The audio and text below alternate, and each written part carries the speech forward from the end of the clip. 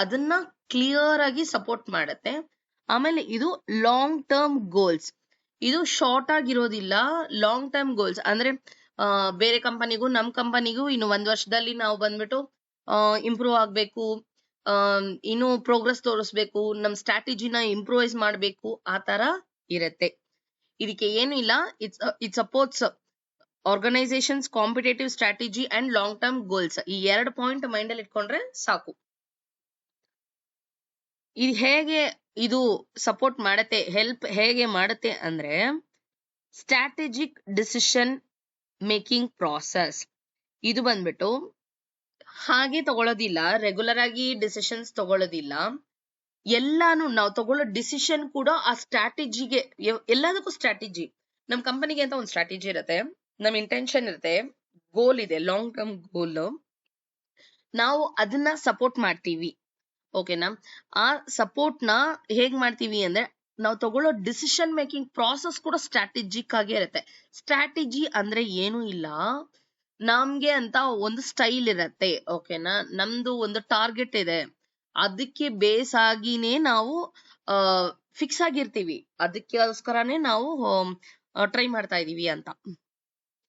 ಇವಾಗ ನಮ್ ಕಂಪನಿದ ಏನು, ಚೆನ್ನಾಗಿ ಪ್ರಾಫಿಟ್ ಬರ್ಬೇಕು, ಕಾಂಪಿಟೇಷನ್ ಆಗಿರ್ಬೇಕು, ಬೇರೆ ಕಂಪನಿಗಿಂತ ನಾವು ಇನ್ನೂ ಸ್ವಲ್ಪ ಮುಂದೆ ಇರಬೇಕು, ಹಾಗೆ. ಓಕೆನಾ? So strategic decision making process. Innovation ಹೇಗಿರುತ್ತೆ, ಇನೋವೇಷನ್ ಅಂದ್ರೆ ಏನು ಹೊಸದಾಗಿ ನಾವು ಚೇಂಜಸ್ ಮಾಡ್ತೀವಿ ಅನ್ನೋದು ಇಂಪಾರ್ಟೆಂಟ್. ಆಮೇಲೆ ಮಾರ್ಕೆಟ್ ಪೊಸಿಷನಿಂಗ್, ಯಾವ ಪೊಸಿಷನ್ ಅಲ್ಲಿ ಇದೆ, ನಮ್ ಕಂಪನಿ ಹೇಗಿದೆ ಅನ್ನೋದು ಇಂಪಾರ್ಟೆಂಟ್ ಆಗುತ್ತೆ. ಸೊ ಸ್ಟ್ರಾಟಜಿಕ್ ಇನ್ಫಾರ್ಮೇಶನ್ ಸಿಸ್ಟಮ್ ಅಂದ್ರೇನೆ ನೀವು 4 ಪಾಯಿಂಟ್ ನ ಮೈಂಡ್ ಅಲ್ಲಿ ಇಟ್ಕೋಬೇಕಾಗುತ್ತೆ. ಫಸ್ಟ್ ಪಾಯಿಂಟ್ ಏನು ಅಂದ್ರೆ ಇದು ಬಂದ್ಬಿಟ್ಟು ನಮ್ಮ ಆರ್ಗನೈಸೇಷನ್ ಕಾಂಪಿಟೇಟಿವ್ ಸ್ಟ್ರಾಟಜಿನ ಸಪೋರ್ಟ್ ಮಾಡುತ್ತೆ, ಇದು ಲಾಂಗ್ ಟರ್ಮ್ ಗೋಲ್ ಆಗಿ ಇರುತ್ತೆ. ಇನ್ನೊಂದು ವಿಷಯ, ಇದು ಡಿಸಿಷನ್ ಹೇಗ್ ತಗೊಳುತ್ತೆ ಅಂದ್ರೆ ಸ್ಟ್ರಾಟಜಿಕ್ ಡಿಸಿಷನ್ ಮೇಕಿಂಗ್ ಪ್ರೋಸೆಸ್ ತಗೊಳುತ್ತೆ. ಮತ್ತೆ ಇನೋವೇಷನ್ ತೋರಿಸುತ್ತೆ. ಆಮೇಲೆ ನಾವು ಯಾವ ಮಾರ್ಕೆಟಿಂಗ್ ಪೊಸಿಷನ್ ಅಲ್ಲಿ ಇದೀವಿ ಅನ್ನೋದನ್ನ ಕೂಡ ಇದು ಚೆಕ್ ಮಾಡ್ಕೊಳ್ಳುತ್ತೆ. ಇದು ಲಾಂಗ್ ಟರ್ಮ್ ಗೋಲ್ಸ್ ನ ಸಪೋರ್ಟ್ ಮಾಡುತ್ತೆ. ಇಷ್ಟು ಕಾನ್ಸೆಪ್ಟ್ಸ್ ನೀವು ಅರ್ಥ ಮಾಡ್ಕೊಂಡ್ರೆ ಸಾಕು. ಇದು ಬಂದ್ಬಿಟ್ಟು ಸ್ಟ್ರಾಟಜಿಕ್ ಇನ್ಫಾರ್ಮೇಶನ್ ಸಿಸ್ಟಮ್ ಆಗಿ ಇರುತ್ತೆ. ಇವಾಗ ರೆಗ್ಯುಲರ್ ಇನ್ಫಾರ್ಮೇಶನ್ ಸಿಸ್ಟಮ್ ಅಂದ್ರೆ ಏನು ಅಂತ ನೋಡೋಣ. ಇದರಲ್ಲಿ ಈ ರೆಗ್ಯುಲರ್ ಇನ್ಫಾರ್ಮೇಶನ್ ಸಿಸ್ಟಮ್ ಅಲ್ಲಿ ಮೇನ್ ಆಗಿ ಯಾವ್ದನ್ನ ಸಪೋರ್ಟ್ ಮಾಡುತ್ತೆ ಅಂದ್ರೆ ಆಪರೇಷನಲ್ ಅಂಡ್ ಟ್ಯಾಕ್ಟಿಕಲ್ ಆಕ್ಟಿವಿಟೀಸ್. ಯಾವ ತರ ನಾವು ಆಪರೇಷನ್ಸ್ ಮಾಡ್ತೀವಿ, ನಾವು ಯಾವ ತರ ವರ್ಕ್ ಮಾಡ್ತೀವಿ, ಏನೇನ್ ಟ್ಯಾಕ್ಟಿಕ್ಸ್ ಆಕ್ಟಿವಿಟೀಸ್ ಯೂಸ್ ಮಾಡ್ತೀವಿ ಅನ್ನೋದನ್ನ ನೋಡುತ್ತೆ. ಡೈಲಿ ನಾವು ಹೇಗೆ ಡೇಟಾ ಪ್ರೊಸೆಸಿಂಗ್ ಮಾಡ್ತೀವಿ, ಬಿಸ್ನೆಸ್ ಫಂಕ್ಷನಾಲಿಟಿ ಹೇಗೆ ಆಗುತ್ತೆ, ನಮ್ಗೆ ಈ ಸ್ಟ್ರಾಟಜಿ ಬಗ್ಗೆ ಎಲ್ಲ ಏನು ತಲೆ ಕೆಡಿಸ್ಕೊಳ್ಳೋದಿಲ್ಲ. ಡೈಲಿ ಏನ್ ಮಾಡ್ತಾ ಇದೀವಿ, ಹೆಂಗೆ ಆಪರೇಷನ್ ನಡೀತಾ ಇದೆ, ಅಷ್ಟೇ ಕಾನ್ಸೆಪ್ಟ್. ಆದ್ರೆ ಸ್ಟ್ರಾಟಜಿಕ್ ಅಲ್ಲಿ ಏನು, ಸ್ಟ್ರಾಟಜಿಕ್ ಇನ್ಫಾರ್ಮೇಶನ್ ಸಿಸ್ಟಮ್ ಅಲ್ಲಿ ಅದು ಬಂದ್ಬಿಟ್ಟು ಕಂಪನಿದು ಕಾಂಪಿಟೇಟಿವ್ ಸ್ಟ್ರಾಟಜಿ ಏನು ಇದೆ ಅನ್ನೋದನ್ನ ತುಂಬಾನೇ ಸಪೋರ್ಟ್ ಮಾಡತ್ತೆ, ಚೆಕ್ ಮಾಡ್ತಾ ಇರತ್ತೆ, ಅದಕ್ಕೆ ಅಡ್ಜಸ್ಟ್ ಆಗಿ ಇರತ್ತೆ. ಓಕೆನಾ?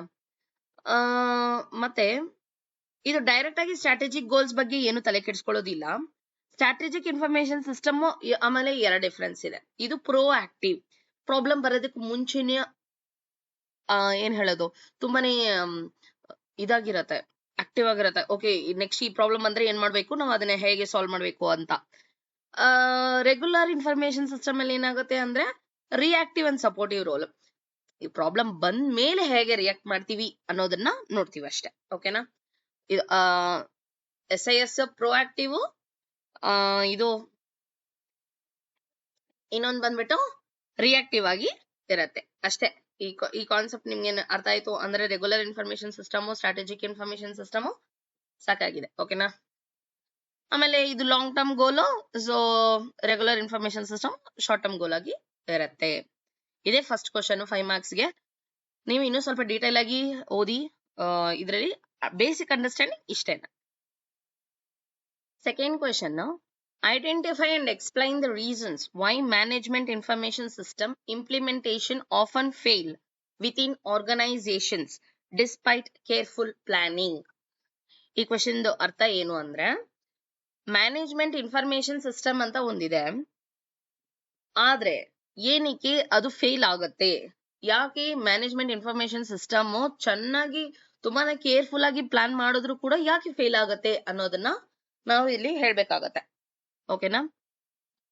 Management information system implementation fails due to several reasons such as resistance to change by employees, inadequate training, lack of top management support, poor project management, and insufficient alignment between the MIS and business goals.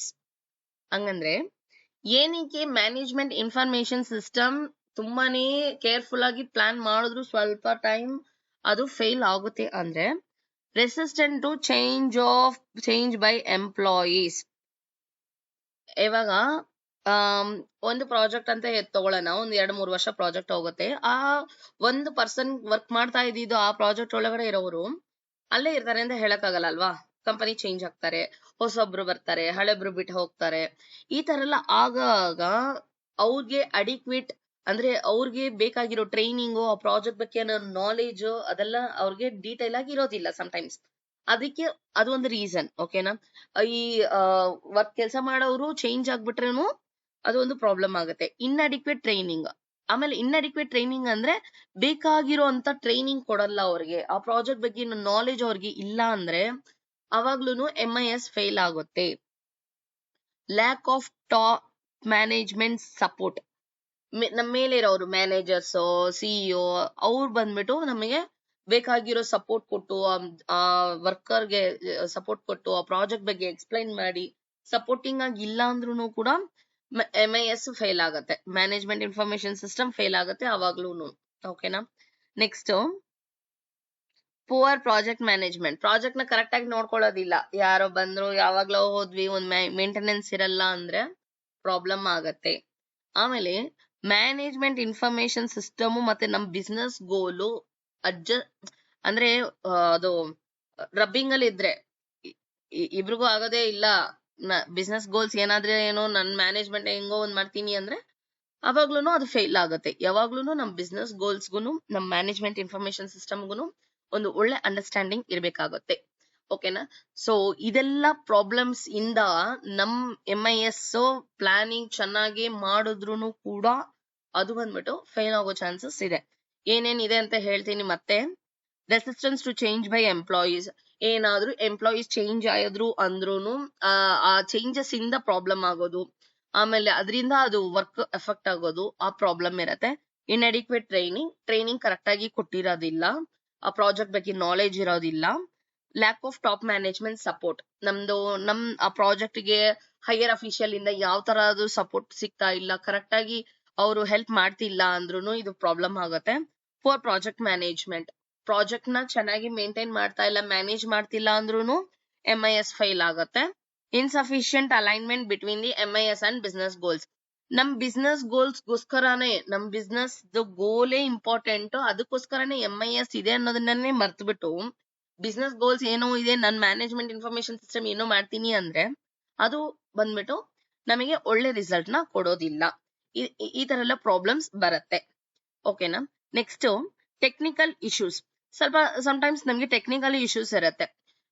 Unclear requirements ಅಂದ್ರೆ client ಏನೋ ಹೇಳಿರ್ತಾರೆ, ನಮ್ಮ ಹತ್ರ proper knowledge ಇರಲ್ಲ, ಆಮೇಲೆ ಆ requirement ತಗೊಂಡಿರೋರು ಕೆಲಸ ಬಿಟ್ಟು ಹೋಗಿದ್ದಾರೆ, ಅದು ಕರೆಕ್ಟ್ ಆಗಿ ಡಾಕ್ಯುಮೆಂಟೇಶನ್ ಮಾಡಿಲ್ಲ, ನಮ್ಗೆ ಗೊತ್ತಿಲ್ಲ ಅಂದ್ರೂ ಇದು ಪ್ರಾಬ್ಲಮ್ ಆಗುತ್ತೆ. And lack of user involvement during development also contribute to failure. Correct ಆಗಿ ಇನ್ವಾಲ್ವ್ ಆಗಿ ನಾವು ಕೆಲಸ ಮಾಡ್ಬೇಕು. ನಾವೇನಾದ್ರೂ ಇನ್ವಾಲ್ವ್ ಆಗದೆ ಏನೋ ಮಾಡ್ತಾ ಇದೀವಿ ಅಂದ್ರೆ ನಮ್ಗೆ ಏನಕ್ಕೋಸ್ಕರ ಮಾಡ್ತಾ ಇದೀವಿ, ಏನ್ ಪರ್ಪಸ್ಗೋಸ್ಕರ ಮಾಡ್ತಿದೀವಿ. ಇವಾಗ ನಾವು ಎಕ್ಸಾಮ್ ಬರೀತಾ ಇದೀವಿ, ಏನಕ್ಕೆ ಎಕ್ಸಾಮ್ ಬರೀತಾ ಇದೀವಿ? ನಾನು ಆಲ್ರೆಡಿ ಓದಿದೀನಿ ಸೆಮಿಸ್ಟರ್ ನ, ನನಗೆ ಅರ್ಥ ಆಗಿದೆ, ನನ್ಗೆ ಅರ್ಥ ಆಗಿರೋದ್ರಿಂದ ನೀವು ಯಾವ್ದು ಕೇಳಿದ್ರು ನನ್ನಿಂದ ಹ್ಯಾಂಡಲ್ ಮಾಡಕ್ ಬರುತ್ತೆ ಅನ್ನೋದನ್ನೇ ಎಕ್ಸಾಮ್ ಅಲ್ವಾ. ಅದನ್ನ ಬಿಟ್ಬಿಟ್ಟು ನನ್ಗೆ ಅರ್ಥನೇ ಆಗಲ್ಲ, ನನ್ ಮಗಪ್ ಮಾಡ್ಕೊಂಡು ಹೋಗಿ ವಾಮಿಟ್ ಮಾಡ್ಬಿಟ್ಟು ಬರ್ತೀನಿ ಅಂದ್ರೆ ಅದು ಯೂಸ್ ಇಲ್ಲ. ಸೊ ನಮ್ಗೆ ಏನಕ್ಕೆ ಮಾಡ್ತಾ ಇದೀವಿ ಅನ್ನೋದು ನಮ್ಗೊಂದು ಕ್ಲಾರಿಟಿ ಇರ್ಬೇಕು. ಓಕೆನಾ? Next, technical issue, unclear requirements and lack of user involvement during the development also contribute to failure. ಏನಾದ್ರು ಫೇಲ್ಯೂರ್ ಆಯ್ತು ಅಂದ್ರೆ ಅದನ್ನ ನಾವು ತಗೋಬೇಕು. ಓಕೆ, ಫೇಲ್ಯೂರ್ ಆಗಿದೆ, ನಾನು ಅದನ್ನ ಹೇಗೆ ರೆಸಾಲ್ವ್ ಮಾಡ್ಬೇಕು, ಹೇಗೆ ಅದನ್ನ ನಾವು ಸರಿಪಡಿಸ್ಬೇಕು ಅನ್ನೋದನ್ನ ನಾವು ಥಿಂಕ್ ಮಾಡ್ಬೇಕು. ಅದಕ್ಕೋಸ್ಕರ ನಾವು ಎಫರ್ಟ್ಸ್ ಹಾಕ್ಬೇಕು. Additionally, unrealistic expectation. ಆಗೋದೇ ಇಲ್ಲ, ಅಂತ ಗೊತ್ತಿದ್ದೂನು ಎಕ್ಸ್ಪೆಕ್ಟ್ ಮಾಡ್ಕೊಂಡಿರೋದು. ಓಕೆ, ಇನ್ನು 1 hour ಅಲ್ಲಿ ನಾನು ಮುಗಿಸ್ಬಿಡ್ತೀನಿ 5 ಕೋಟಿ ಪ್ರಾಜೆಕ್ಟ್ ಅಂದ್ರೆ ಆಗತ್ತಾ? ಟೈಮ್ ತಗೊಳತ್ತೆ, ರಿಕ್ವೈರ್ಮೆಂಟ್ಸ್ ಬೇಕು, ಅದಕ್ಕೆಲ್ಲ ಅನ್ರಿಯಲಿಸ್ಟಿಕ್ ಆಗಿ ಅಂದ್ರೆ ಇಮ್ಯಾಜಿನೇಷನ್ ವರ್ಲ್ಡ್ ಅಲ್ಲಿ ಇರಬಾರ್ದು ನಾವು. And poor communication can derail MIS projects. Communication very very important. ನಾವ್ ಏನ್ ಇನ್ಫಾರ್ಮೇಶನ್ ಎಕ್ಸ್ಚೇಂಜ್ ಮಾಡ್ತೀವಿ, ಏನ್ ಇನ್ಫಾರ್ಮೇಶನ್ ಕಲೆಕ್ಟ್ ಮಾಡ್ತೀವಿ, ಅದನ್ನ ಹೇಗೆ ಡಾಕ್ಯುಮೆಂಟ್ ಮಾಡ್ಬೇಕು, ಇದನ್ನೆಲ್ಲ ತುಂಬಾ ಕ್ಲಿಯರ್ ಆಗಿ ನಾವು ನೋಡ್ಕೋಬೇಕಾಗತ್ತೆ. ಇಲ್ಲ ಅಂದ್ರೆ ಅದು ಪ್ರಾಬ್ಲಮೇ ಆಗತ್ತೆ. ಓಕೆನಾ? Briefly describe the role of data flow diagrams and context diagram in the system. Data flow diagram ಮತ್ತೆ ಕಾಂಟೆಕ್ಸ್ಟ್ ಡಯಾಗ್ರಾಮ್ ಅಂದ್ರೆ ಏನು, ಅದ್ರದ್ದು ರೋಲ್ ಏನು ಅಂತ ನಾವು ಎಕ್ಸ್ಪ್ಲೈನ್ ಮಾಡ್ಬೇಕಾಗತ್ತೆ. ಓಕೆನಾ? Development of life cycle, software development life cycle ಇರುತ್ತಲ್ವಾ, ಅದರಲ್ಲಿ DFD ಮತ್ತೆ CD ಅಂತ 2 ಕಾನ್ಸೆಪ್ಟ್ ಇದೆ.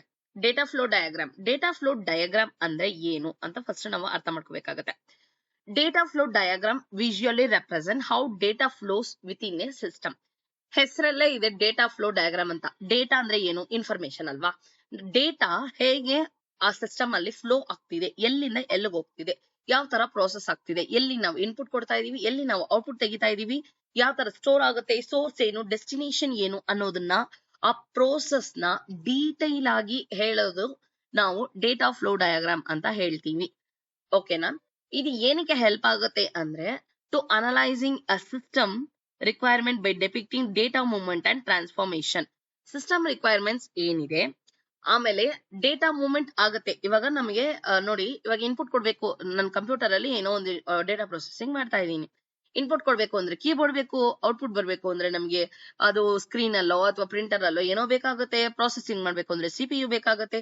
ಸೊ ಆ ತರ ಸಿಸ್ಟಮ್ ರಿಕ್ವೈರ್ಮೆಂಟ್ಸ್ ಏನೇನ್ ಬೇಕಾಗಿದೆ, ರಿಕ್ವೈರ್ಮೆಂಟ್ಸ್ ನಮ್ಮ ಒಂದು ಡೇಟಾ ಫ್ಲೋ ಆಗೋದಿಕ್ಕೆ ಏನೇನ್ ಬೇಕಾಗುತ್ತೆ, ಏನೇನ್ ಟ್ರಾನ್ಸ್ಫಾರ್ಮೇಶನ್ ನಡೆಯುತ್ತೆ ಅನ್ನೋದನ್ನ ಡೀಟೇಲ್ ಆಗಿ ಅನಲೈಸ್ ಮಾಡೋದಿಕ್ಕೆ ಈ ಡೇಟಾ ಫ್ಲೋ ಡಯಾಗ್ರಾಮ್ ನಮ್ಗೆ ಹೆಲ್ಪ್ ಮಾಡುತ್ತೆ. ಇದನ್ನ ತುಂಬಾ ಶಾರ್ಟ್ ಆಗಿ ಹೇಳ್ಬೇಕು ಅಂದ್ರೆ data flow with in a system is nothing but it shows the processing, how the data stores, the source and the destination, as well as it also analyzes the requirements of the system by depicting the data movement and transformation. ಯಾವ ತರ data movement ಆಗುತ್ತೆ, ಯಾವ ತರ ಆ data transform ಆಗುತ್ತೆ ಅನ್ನೋದನ್ನ ಕೂಡ ಅದು ಕ್ಲಿಯರ್ ಆಗಿ ಹೇಳುತ್ತೆ. ಇದೆಲ್ಲ ಬಂದ್ಬಿಟ್ಟು ಡೇಟಾ ಫ್ಲೋ ಡಯಾಗ್ರಾಮ್ ಬಗ್ಗೆ ನಾವು ಮಾತಾಡ್ತಾ ಇದೀವಿ. ಇವಾಗ ಕಾಂಟೆಕ್ಸ್ಟ್ ಡಯಾಗ್ರಾಮ್ ಅಂದ್ರೆ ಏನು ಅಂತ ನೋಡೋಣ. ಕಾಂಟೆಕ್ಸ್ಟ್ ಡಯಾಗ್ರಾಮ್ ಅಂದ್ರೆ ಅದು ಬಂದ ಹೈ ಲೆವೆಲ್, ಇದು ಡೇಟಾ ಫ್ಲೋ ಅಂದ್ರೆ ಸ್ವಲ್ಪ ಲೋ ಲೆವೆಲ್, ಕಾಂಟೆಕ್ಸ್ಟ್ ಡಯಾಗ್ರಾಮ್ ಅಂದ್ರೆ ಹೈ ಲೆವೆಲ್. ಇದು overview of the system ಆಗಿರುತ್ತೆ. Single process interacting with the external entities.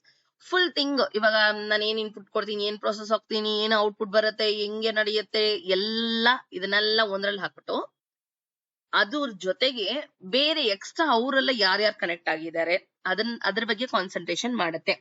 Establishing the system boundaries. Both tools assist in understanding the requirements and designing system effectively in SDLC. ಈ ಎರಡೂನು ಏನದು data flow diagram ಆಗಿರ್ಲಿ ಅಥವಾ context diagram ಆಗಿರ್ಲಿ, ಇದು ಎರಡು intention ಏನು ಅಂದ್ರೆ ನಮ್ದು ಡಿಸೈನಿಂಗ್ ಸಿಸ್ಟಮ್ ಮತ್ತೆ ರಿಕ್ವೈರ್ಮೆಂಟ್ಸ್ ನ ಕ್ಲಿಯರ್ ಆಗಿ ಅರ್ಥ ಮಾಡ್ಕೋಬೇಕು SDLC ಅಲ್ಲಿ ಅನ್ನೋದೇ. ಕಂಟೆಕ್ಸ್ಟ್ ಡಯಾಗ್ರಾಮ್ ಅಲ್ಲಿ ಏನಾಗುತ್ತೆ ಅಂದ್ರೆ high level over view, just over all okay ಏನೋ ಈ ಸಬ್ಜೆಕ್ಟ್ ಫುಲ್ ಮುಗಿತಾ, ಅರ್ಥ ಆಗಿದ್ಯಾ, ಓಕೆ ಇದನ್ನ ನೆಕ್ಸ್ಟ್ ನಾವೇನ್ ಮಾಡೋಣ, ಎಕ್ಸಾಮ್ಗೆ ತಗೊಂಡ್ ಹೋಗೋಣ, ನೆಕ್ಸ್ಟ್ ಲೆವೆಲ್ ತಗೊಂಡ್ ಹೋಗೋಣ ಅಷ್ಟೇ. ವೆರಾಸ್ ಡೇಟಾ ಫ್ಲೋ ಡಯಾಗ್ರಾಮ್ ಅಲ್ಲಿ ಏನಾಗುತ್ತೆ, ಯಾವ ಮಾಡ್ಯೂಲ್ ಆಯ್ತು, ಯಾವ ಪೇಜ್ ಇದೆ, ಏನೇನ್ ಪ್ರಾಬ್ಲಮ್ಸ್ ಓದಿದ್ರೆ ಡೀಟೇಲಿಂಗ್ ಆಗಿ ಹೋಗ್ಬಿಟ್ಟು ಆಮೇಲೆ ಅದ್ರ ಬಗ್ಗೆ ಯಾವ ಪ್ರೊಸೆಸಿಂಗ್, ಇನ್ಪುಟ್ ಔಟ್ಪುಟ್ ರಿಕ್ವೈರ್ಮೆಂಟ್ ಜೊತೆಗೆ ಹೇಗೆ ಅದು ಕನೆಕ್ಟ್ ಆಗುತ್ತೆ ಆ ತರ ಎಲ್ಲ ಥಿಂಕ್ ಮಾಡ್ತೀವಿ. ಕಂಟೆಕ್ಸ್ಟ್ ಡಯಾಗ್ರಾಮ್ ಅಲ್ಲಿ ಏನಾಗುತ್ತೆ ಅಂದ್ರೆ ಅದು ಓವರ್ ವ್ಯೂ ಆಗಿರುತ್ತೆ, ಇದು high level. External entity, external ಆಗಿ ಈ ಡೇಟಾ ಡಯಾಗ್ರಾಮ್ಸ್ ಹೇಗೆ ಸಪೋರ್ಟ್ ಮಾಡುತ್ತೆ, ಸಿಸ್ಟಮ್ ಬೌಂಡ್ರೀಸ್ ಹೇಗಿದೆ ಅನ್ನೋದನ್ನೆಲ್ಲ ಡೀಟೇಲ್ ಆಗಿ ನೋಡ್ತೀವಿ. ಬೇಸಿಕಲಿ ಈ ಎರಡರದ್ದು ಕಾಮನ್ ಗೋಲ್ ಏನು ಅಂದ್ರೆ ಅಂಡರ್ಸ್ಟ್ಯಾಂಡಿಂಗ್ ದ ರಿಕ್ವೈರ್ಮೆಂಟ್ಸ್. ಕ್ಲೈಂಟ್ ಒಂದು ರಿಕ್ವೈರ್ಮೆಂಟ್ ಕೊಟ್ಟಿರ್ತಾನೆ, ಆ ರಿಕ್ವೈರ್ಮೆಂಟ್ ನಾವು ಕ್ಲಿಯರ್ ಆಗಿ ಅರ್ಥ ಮಾಡ್ಕೋಬೇಕು. ಜೊತೆಗೆ designing system effectively in the SDLC. Design, ಆ ಸಿಸ್ಟಮ್ ನ ಡಿಸೈನ್ ಮಾಡ್ತೀವಲ್ವಾ, ಅದು ಎಫೆಕ್ಟಿವ್ ಆಗಿರ್ಬೇಕು ಮತ್ತೆ ಎಫಿಷಿಯಂಟ್ ಆಗಿರ್ಬೇಕು. ಸುಮ್ನೆ ಏನೇನೋ ಡಿಸೈನ್ ಮಾಡಿ ಅದು ಏನೋ ಯೂಸ್ಲೆಸ್ ಆಗಿದ್ರೆ ನಮ್ಗೆ ಯೂಸ್ ಆಗೋದಿಲ್ಲ. ಅದ್ರ ಬಗ್ಗೆನೆ ಡೇಟಾ ಫ್ಲೋ ಡಯಾಗ್ರಾಮ್ ಮತ್ತೆ ಕಂಟೆಕ್ಸ್ಟ್ ಡಯಾಗ್ರಾಮ್ ಹೇಳತ್ತೆ. ಓಕೆನಾ? Fourth question, differentiate between technology adoption and technology diffusion. 5 marks ಕೇಳಿದ್ದಾರೆ 2024 ಅಲ್ಲಿ. ಓಕೆನಾ? ಸೊ ಟೆಕ್ನಾಲಜಿ ಅಡಾಪ್ಷನ್ ಹೆಸರೇ ಹೇಳತ್ತೆ ಹೊಸ ಟೆಕ್ನಾಲಜಿನ ನಾವು ಹೇಗೆ ಅಡಾಪ್ಟ್ ಮಾಡ್ಕೋತೀವಿ ಇಂಡಿವಿಜುವಲ್ ಆಗಿ. ನಾವು ಹೇಗೆ ಇಂಡಿವಿಜುವಲ್ ಆಗಿ ಇರಲಿ ಅಥವಾ ಆರ್ಗನೈಸೇಷನ್ ಕಂಪನಿನೇ ಹೇಗೆ ಹೊಸ ಟೆಕ್ನಾಲಜಿನ ತಗೊಳತ್ತೆ. ಫಸ್ಟ್ ಎಲ್ಲ ಏನ್ ಮಾಡ್ತಾ ಇದೀವಿ ಅಂದ್ರೆ, ಫಾರ್ ಎಕ್ಸಾಂಪಲ್ ನಾವು ಇವಾಗ ನೋಟ್ಸ್ ನ ಇದಕ್ ಮುಂಚೆ ಎಲ್ಲ ಬರ್ಕೋತಾ ಇದ್ವಿ, ಆಮೇಲೆ ಜೆರಾಕ್ಸ್ ಮಾಡ್ಕೋತಾ ಇದ್ವಿ, ಆಮೇಲೆ ಪ್ರಿಂಟ್ಔಟ್ ತಗೋತಾ ಇದ್ವಿ. ಇವಾಗ ಏನ್ ಮಾಡ್ತಾ ಇದೀವಿ, ಮೊಬೈಲ್ ಅಲ್ಲಿ ತಗೋತೀವಿ, PDF ನಲ್ಲೇ ಓದ್ಕೊಂಡ್ಬಿಡ್ತೀವಿ ಅಲ್ವಾ? ಸೊ ಈ ತರ ಚೇಂಜಸ್ ಆಗ್ತಾ ಇದೆ. ಆ ಟೆಕ್ನಾಲಜಿ ಎವಾಲ್ವ್ ಆಗ್ತಾ ಇದೆ ಅಂದ್ರೆ ನಾವು ಅದನ್ನ ಹೇಗೆ ಅಡಾಪ್ಟ್ ಮಾಡ್ಕೋತಾ ಇದೀವಿ. ಜೊತೆಗೆ ಅದು ಇಂಡಿವಿಜುವಲ್ ಆಗಿರ್ಬೋದು ಅಥವಾ ಆರ್ಗನೈಸೇಷನ್ ಆಗಿ ಇರ್ಬೋದು. refers to the decision of an individual or organization to start using a new technology. ಹೊಸ ಟೆಕ್ನಾಲಜಿನ ನಾವು ಯೂಸ್ ಮಾಡಕ್ಕೆ ಸ್ಟಾರ್ಟ್ ಮಾಡೋಣ ಅಂತ ಆ ಡಿಸಿಷನ್ ತಗೊಳ್ಳೋದನ್ನ ನಾವು ಟೆಕ್ನಾಲಜಿ ಅಡಾಪ್ಷನ್ ಅಂತ ಹೇಳ್ತೀವಿ. ಓಕೆನಾ? ಇದು ಬಂದ್ಬಿಟ್ಟು it is single unit or entities acceptance and implementation process. ಇದು ಒಂದು ಸ್ಮಾಲ್ ಯೂನಿಟ್. ಇದು ಬಂದ್ಬಿಟ್ಟು ಎಂಟಿಟಿ ಅಕ್ಸೆಪ್ಟೆನ್ಸ್ ಅಂದ್ರೆ ಇದನ್ನ ನಾವು ಅಕ್ಸೆಪ್ಟ್ ಮಾಡ್ಕೋಬೇಕು. ಹೊಸ ಟೆಕ್ನಾಲಜಿ ಬಂದಿದೆ, ಓಕೆ, ಅದನ್ನ ಹೇಗೆ ಯೂಸ್ ಮಾಡೋದು ಅಂತ ಥಿಂಕ್ ಮಾಡ್ಕೊಂಡು ಅದನ್ನ ಹೇಗೆ ಇಂಪ್ಲಿಮೆಂಟ್ ಮಾಡೋದು ಅಂತ ಕಲಿಯೋದಿಕ್ಕೆ ನಾವು ಮುಂದೆ ಬರಬೇಕು. ಟೆಕ್ನಾಲಜಿ ಡಿಫ್ಯೂಷನ್ ಅಂದ್ರೆ ಇದು ಬ್ರಾಡರ್ ಪ್ರಾಸೆಸ್. ಅಂದ್ರೆ ಇದು ದೊಡ್ಡದು. ಟೆಕ್ನಾಲಜಿ ಡಿಫ್ಯೂಷನ್ ಅಲ್ಲಿ ಒಂದು ಪಾರ್ಟೇ ಟೆಕ್ನಾಲಜಿ ಅಡಾಪ್ಷನ್. ಓಕೆನಾ? ಸೊ ಈ ಟೆಕ್ನಾಲಜಿ ಡಿಫ್ಯೂಷನ್ ಅಲ್ಲಿ ಏನಾಗುತ್ತೆ ಅಂದ್ರೆ, ಟೆಕ್ನಾಲಜಿ ಅಡಾಪ್ಷನ್ ಅಂದ್ರೆ ಒಬ್ಬರಾಗಿರ್ಬೋದು ಅಥವಾ ಕಂಪನಿ ಆಗಿರ್ಬೋದು ಅಂತ ಹೇಳಿದೆ. ಟೆಕ್ನಾಲಜಿ ಡಿಫ್ಯೂಷನ್ ಅಂದ್ರೆ it involves spread across multiple user or organisation over time. Multiple user ಆಗಿರ್ಬೋದು ಅಥವಾ ಆರ್ಗನೈಸೇಷನ್ ಆಗಿರಬಹುದು. ಓಕೆನಾ? ಅದು ಆ ತರ ಆಗುತ್ತೆ. It involves the communication channels and social system. ಇದು ಬಂದ್ಬಿಟ್ಟು ಏನೇನು ಇನ್ವಾಲ್ವ್ ಆಗುತ್ತೆ ಅಂದ್ರೆ ಕಮ್ಯುನಿಕೇಶನ್ ಸಿಸ್ಟಮ್ ಆಗಿರಬಹುದು, ಸೋಷಿಯಲ್ ಸಿಸ್ಟಮ್ ಜೊತೆಗೆ ಇನ್ವಾಲ್ವ್ ಆಗಿರಬಹುದು. Adoption is a part of diffusion focusing on individual acceptance. Adoption ಅನ್ನೋದು ಒಂದು ಸಿಂಗಲ್ ಪರ್ಸನ್ ಮೇಲೆ ಡಿಪೆಂಡ್ ಆಗುತ್ತೆ. ನಾನು ಅದನ್ನ ಆಕ್ಸೆಪ್ಟ್ ಮಾಡ್ತೀನ ಅಲ್ವಾ, ಟೆಕ್ನಾಲಜಿನ ಯೂಸ್ ಮಾಡಕ್ಕೆ ಸ್ಟಾರ್ಟ್ ಮಾಡ್ತಾ ಇದೀನ ಅಲ್ವಾ, ಅರ್ಥ ಮಾಡ್ಕೋತಾ ಇದೀನ ಅಲ್ವಾ ಅಂತ. ಡಿಫ್ಯೂಷನ್ ಅಂದ್ರೆ ಕಲೆಕ್ಟಿವ್ ಸ್ಪ್ರೆಡ್. ಓವರ್ ಆಲ್ ಆಗಿ ಇದು ಬಂದ್ಬಿಟ್ಟು ಎಲ್ಲರ ಜೊತೆ ಕನೆಕ್ಟ್ ಆಗೋದು. ಮಲ್ಟಿಪಲ್ ಯೂಸರ್ಸ್ ಬರ್ತಾರೆ ಇದರಲ್ಲಿ, ದೊಡ್ಡ ದೊಡ್ಡ ಆರ್ಗನೈಸೇಷನ್ ಓವರ್ ಆಲ್ ತಗೊಳ್ತಾ ಇದೀವಿ ಅನ್ನೋದನ್ನೇ ಟೆಕ್ನಾಲಜಿ ಡಿಫ್ಯೂಷನ್ ಅಂತ ಹೇಳ್ತೀವಿ. ಓಕೆನಾ? ಸೊ ಟೆಕ್ನಾಲಜಿ ಅಡಾಪ್ಷನ್ ಅನ್ನೋದು ಅದೇನಿಲ್ಲ, ಅದೊಂದು decision. It can be either by the individual or an organization, whereas technology diffusion ಅನ್ನೋದು ಬಂದ್ಬಿಟ್ಟು it's a broader process and technology adoption is a part of the technology diffusion. Fifth question, discuss the ethical impact of emerging technologies like Internet of Things and mobile commerce on business houses. Business ಅಲ್ಲಿ IoT ಮತ್ತೆ commerce ಅಂದ್ರೆ mobile ಅಲ್ಲಿ ಮಾಡೋ business ಗಳು ಹೇಗೆ ಅದು impact ಆಗ್ತಿದೆ, ಹೇಗೆ ನಮ್ಗೆ ರಿಸಲ್ಟ್ ಕೊಡ್ತಾ ಇದೆ, ಯಾವ ತರ ಟೆಕ್ನಾಲಜಿ ಇದಕ್ಕೆ ಸಪೋರ್ಟ್ ಮಾಡ್ತಾ ಇದೆ ನಮ್ ಬಿಸ್ನೆಸ್ ಅಲ್ಲಿ ಅನ್ನೋದನ್ನ ಎಕ್ಸ್ಪ್ಲೇನ್ ಮಾಡಿ ಅಂತ ಕೇಳಿದ್ದಾರೆ. ನಮ್ಗೆ ಗೊತ್ತು IoT ಮತ್ತೆ ಕಾಮರ್ಸ್ ಎಲ್ಲ ಇದೇನಾಗುತ್ತೆ ಅಂದ್ರೆ data privacy, security, vulnerability, surveillance risk ಇರುತ್ತೆ. ಡೇಟಾ ಪ್ರೈವಸಿ ಅಂದ್ರೆ ಏನು, ಡೇಟಾ ಸೇಫ್ ಇರೋದಿಲ್ಲ, ಯಾಕಂದ್ರೆ ಆನ್ಲೈನ್ ಅಲ್ಲಿ ಮಾಡೋದು ಡೇಟಾ ಸ್ವಲ್ಪ ಲೀಕ್ ಆಗೋ ಚಾನ್ಸಸ್ ಇದೆ. ಸೆಕ್ಯೂರಿಟಿ ವಲ್ನರಬಿಲಿಟೀಸ್ ಅಂದ್ರೆ ಆಲ್ ಟೈಮ್ ಸೇಫ್ ಆಗೇ ಇರುತ್ತೆ ಅಂತ ಹೇಳೋದಿಕ್ಕೆ ಆಗೋದಿಲ್ಲ. ಸರ್ವೆಲೆನ್ಸ್ ರಿಸ್ಕ್, ಅದನ್ನ ಫಾಲೋ ಅಪ್ ಮಾಡ್ಕೊಳ್ಳೋದು ಸ್ವಲ್ಪ ರಿಸ್ಕಿ ಫ್ಯಾಕ್ಟರ್ ಇದರಲ್ಲಿ. ಓಕೆನಾ? IoT ಮತ್ತೆ ಕಾಮರ್ಸ್ ಅಲ್ಲಿ businesses faces challenges in protecting the customer data and ensuring transparent use of collected data. ಏನ್ ಪ್ರಾಬ್ಲಮ್ ಆಗುತ್ತೆ ಅಂದ್ರೆ ಕಸ್ಟಮರ್ ಡೇಟಾನ ನಾವು ಪ್ರೊಟೆಕ್ಟ್ ಮಾಡ್ಬೇಕು.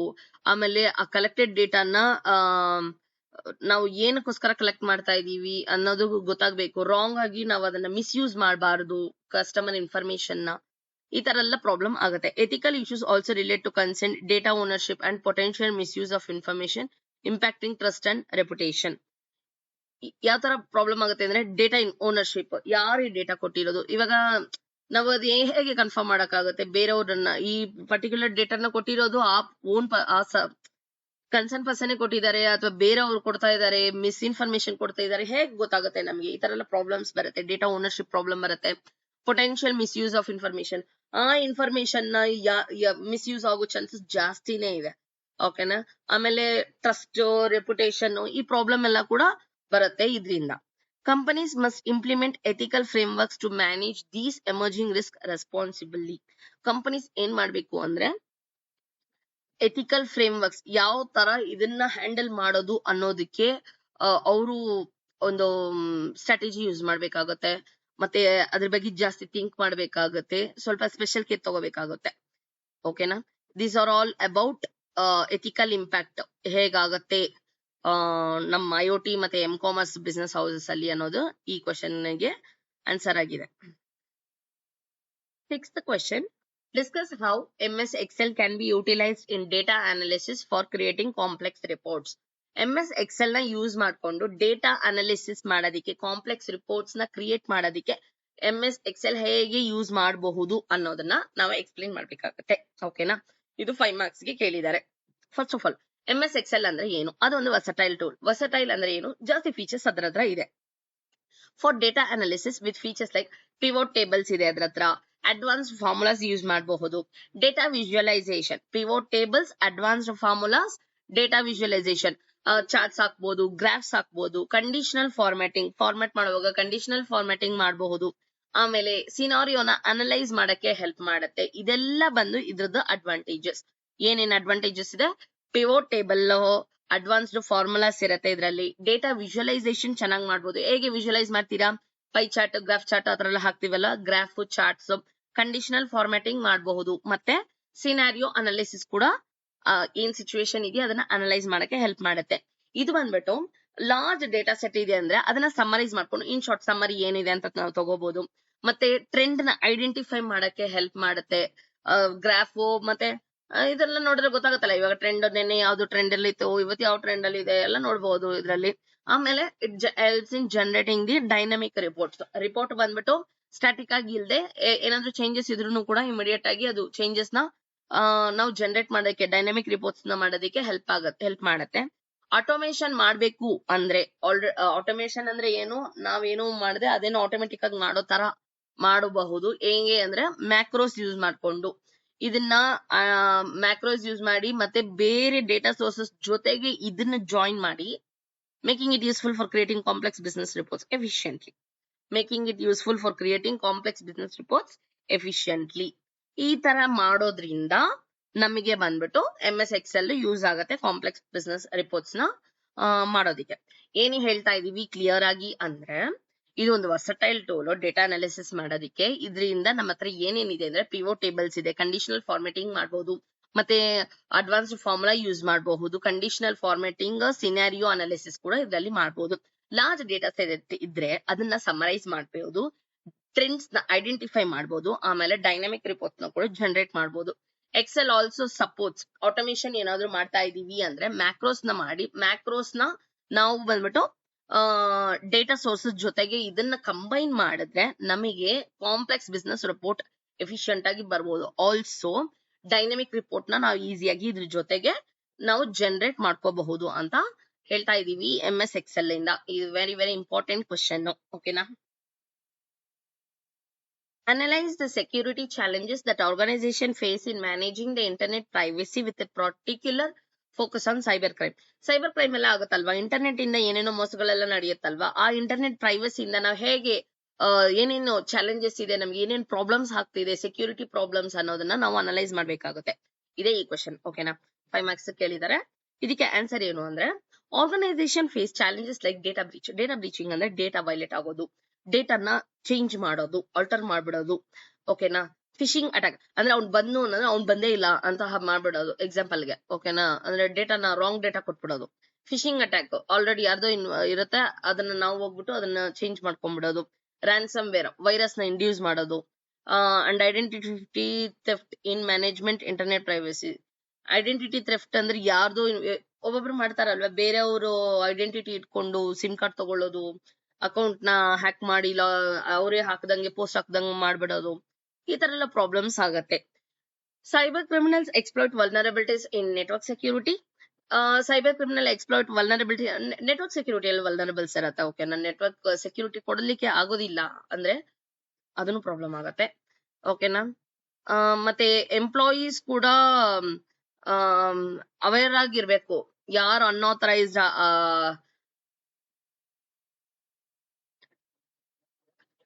ಸೆನ್ಸಿಟಿವ್ ಡೇಟಾನ ನಾವು ತಗೋಬಾರ್ದು.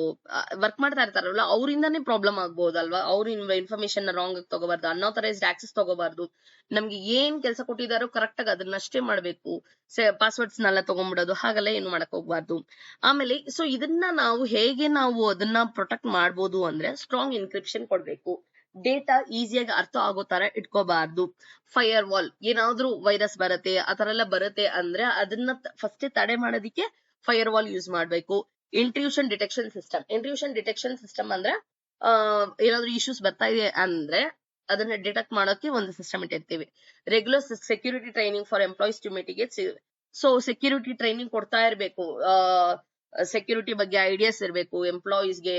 ಆಮೇಲೆ ಏನಾದ್ರು ಚೇಂಜಸ್ ಬಂದ್ರು ಸೆಕ್ಯೂರಿಟಿ ಹೇಗೆ ಕೊಡ್ಬೇಕು ಅನ್ನೋದನ್ನ ನಾಲೆಜ್ ಕೊಡ್ಬೇಕು. ಇದನ್ನೆಲ್ಲ ನಾವು ಎಂಪ್ಲಾಯೀಸ್ಗೆ ನಾವು ಟ್ರೈನ್ ಮಾಡ್ತಾ ಇರ್ಬೇಕು. ಮತ್ತೆ ಸೈಬರ್ ಕ್ರೈಮ್ ರಿಸ್ಕ್ ನ ಮಿಟಿಗೇಟ್ ಅಂದ್ರೆ ತುಂಬಾ ಚಿಕ್ಕದ್ ಮಾಡೋದು. ಓಕೆನಾ, ಸ್ಮಾಲ್ ಚೇಂಜಸ್ ಹೇಗೆ ಅದನ್ನ ಚಿಕ್ಕದ್ ಮಾಡೋದು ಪ್ರಾಬ್ಲಮ್ಸ್ ನ ಅನ್ನೋದನ್ನ ನೋಡ್ಕೋಬೇಕಾಗತ್ತೆ. This completes section A. ಓಕೆನಾ. ನೆಕ್ಸ್ಟ್ ಸೆಕ್ಷನ್ ಬಿ ಅಲ್ಲಿ 10 ಮಾರ್ಕ್ಸ್ ಕ್ವಶನ್ಸ್ ಇರುತ್ತೆ. 3 ಕ್ವಶನ್ ನಾವು ಆನ್ಸರ್ ಮಾಡ್ಬೇಕಾಗುತ್ತೆ. ಇಲ್ಲಿ ನೋಡಿ 8, 9, 10 4 ಕ್ವಶನ್ಸ್ ಇರುತ್ತೆ. ಅದ್ರಲ್ಲಿ ನಾವು 3 ಆನ್ಸರ್ ಮಾಡ್ಬೇಕಾಗುತ್ತೆ. ಬಟ್ ನಾವ್ ಇವಾಗ ಓದೋದು ಎಲ್ಲಾನು ಓದ್ಬಿಡೋಣ. ಸೆಕ್ಷನ್ ಸಿ ಅಲ್ಲಿ ನಮ್ಗೆ ಕೇಸ್ ಸ್ಟಡಿ ಇದೆ. ಓಕೆನಾ.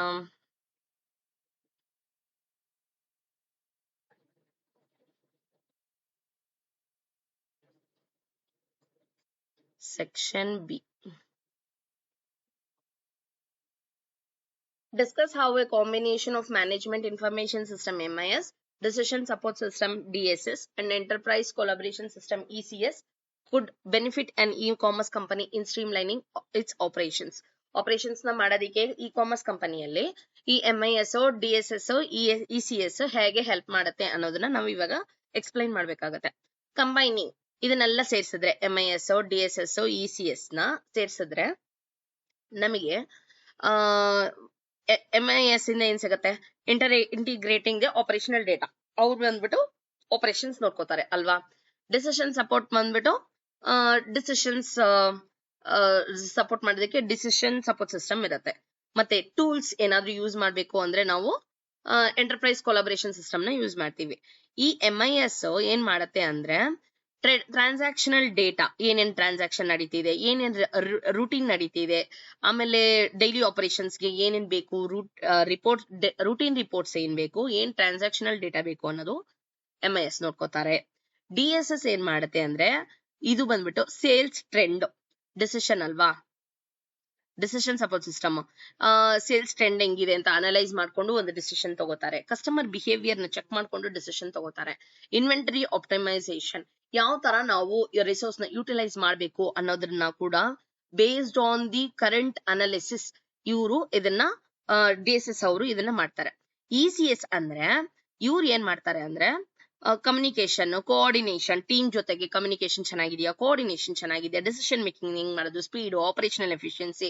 ಆಮೇಲೆ ಈ ತರ ಮಾಡೋದ್ರಿಂದ ಕಸ್ಟಮರ್ ಸರ್ವಿಸ್ ಹೇಗೆ ನಾವು ಚೆನ್ನಾಗಿ ಬೆಸ್ಟ್ ಆಗಿ ಕೊಡಬಹುದು, ಮತ್ತೆ ಕಾಂಪಿಟೇಟಿವ್ ಅಡ್ವಾಂಟೇಜ್ ಆಗಿರುತ್ತೆ ನಮಗೆ. ಇದೆಲ್ಲ ಕಾನ್ಸೆಪ್ಟ್ ಎಲ್ಲಿದೆ ನಮಗೆ? MIS, DSS, ECS ಅಲ್ಲಿ ಇರುತ್ತೆ. ಅರ್ಥ ಆಯ್ತಲ್ವಾ ನಿಮ್ಗೆ? ಇದು MIS ಅವ್ರು ಏನು ನೋಡ್ಕೋತಾರೆ? ಇನ್ಫಾರ್ಮೇಶನ್. ಡಿಸಿಷನ್ ಸಪೋರ್ಟ್ ಟ್ರೆಂಡ್ ಅಲ್ಲಿ ಏನಿದೆ, ಯಾವ ತರ ಇದೆ, ಯಾವ ತರ ಡಿಸಿಷನ್ ತಗೋಬೇಕು ಅದು. ಎಂಟರ್ಪ್ರೈಸ್ ಕೊಲಾಬರೇಟಿವ್ ಸಿಸ್ಟಮ್ ಅಂದ್ರೆ ಯಾವ ತರ ಟೂಲ್ಸ್ ನ ಯೂಸ್ ಮಾಡ್ಬೇಕು, ಆಮೇಲೆ ಯಾವ ತರ ನಾವು ಯಾವ ತರ ಡಿಸಿಷನ್ ತಗೋಬೇಕು ಆಪರೇಷನ್ ಎಫಿಷಿಯನ್ಸಿಗೋಸ್ಕರ ಅನ್ನೋದನ್ನ ECS ಕಮ್ಯುನಿಕೇಶನ್ ಕೋಆರ್ಡಿನೇಷನ್ ನೋಡ್ಕೊಳ್ಳುತ್ತೆ. ಓಕೆನಾ. Next explain the concept of relational database management system and discuss how the relational model has influenced recent trends in database management system. RDBMS ಅಂತ ತಗೊಂಡ್ರೆ ಇದೊಂದು ಡೇಟಾಬೇಸ್ ಮ್ಯಾನೇಜ್ಮೆಂಟ್ ಸಿಸ್ಟಮ್. ಇದು relational model ಆಗಿರುತ್ತೆ. Generally ಇದು ಹೇಗಿರುತ್ತೆ ಅಂದ್ರೆ ಎಲ್ಲಾನು ಯಾವ ತರ ರಿಲೇಷನಲ್ ಮಾಡೆಲ್ ಇರುತ್ತೆ, ಮತ್ತೆ ಟೇಬಲ್ ರೋಸ್ ಅಂಡ್ ಕಾಲಮ್ಸ್ ಅಲ್ಲಿ ನಮ್ಗೆ ಇನ್ಫಾರ್ಮೇಶನ್ ಎಲ್ಲ ಸಿಗುತ್ತೆ. ಓಕೆನಾ. ಇದು ಬಂದು SQL ನ ಸಪೋರ್ಟ್ ಮಾಡುತ್ತೆ. ಇದರಿಂದ ನಾವು ಏನ್ ಮಾಡ್ಬೋದು ಅಂದ್ರೆ ಡೇಟಾನ ಮ್ಯಾನೇಜ್ ಮಾಡ್ಬೋದು, ಡೇಟಾ ಇಂಟಿಗ್ರಿಟಿನ ಮೇಂಟೈನ್ ಮಾಡ್ಬೋದು, ಮತ್ತೆ ಎಲ್ಲ ಕನ್ಸ್ಟ್ರೈನ್ಸ್ ನ ಕೂಡ ನಾವು ಅದನ್ನ ಹ್ಯಾಂಡಲ್ ಮಾಡ್ಬೋದು.